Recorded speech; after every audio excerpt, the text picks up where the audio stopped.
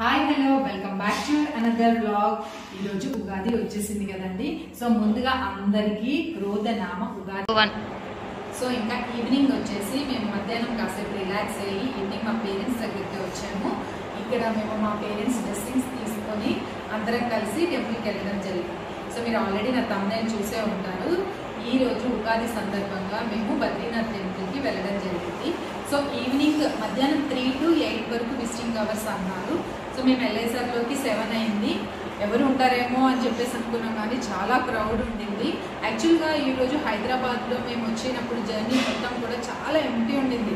So అందరూ పండుగ చేసుకొని టయర్డ్ అయిపోయి ఇంట్లో పడుకున్నారు అనుకున్నాం, కానీ అందరూ టెంపుల్స్ దగ్గర ఉన్నారని మేము ఎక్స్పెక్ట్ చేయలేదు. సో ఫైనల్లీ మేము బద్రీనాథ్ టెంపుల్కి అమ్మ వాళ్ళ ఇంటి నుంచి మాకు 1 hour పట్టింది.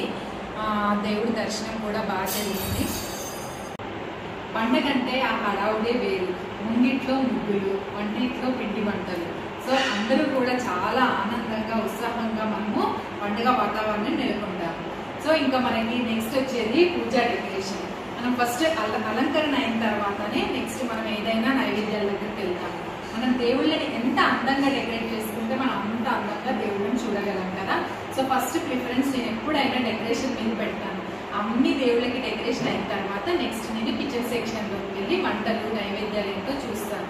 సో నేను ప్రశాంతంగా నైవేద్యాలు కూడా ఈ ఉగాది సందర్భంగా పూర్ణాలు, పులిహోర, ఉగాది పచ్చడి అన్ని ప్రసాదాలను చేయడం జరిగింది.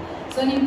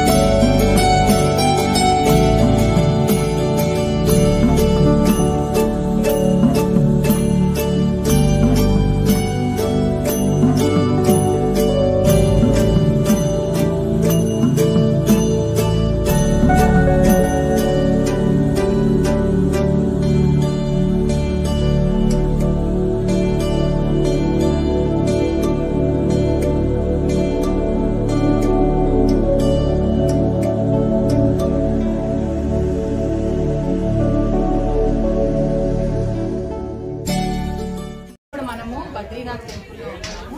చాలా మంది బద్రీనాథ్ వెళ్ళాలనుకుంటారు, కానీ వయసు కుదరక, ఆరోగ్య సమస్యల వల్ల, ఆర్థిక సమస్యల వల్ల వెళ్ళలేకపోతున్నారు. కానీ ఇప్పుడు మనకి బద్రీనాథ్ స్వామి మన కోసం హైదరాబాద్కి విచ్చేశారు. తప్పకుండా అందరూ కూడా హైదరాబాద్లో ఉన్న బద్రీనాథ్ స్వామిని దర్శించుకోగలరు. Thank you so much for watching my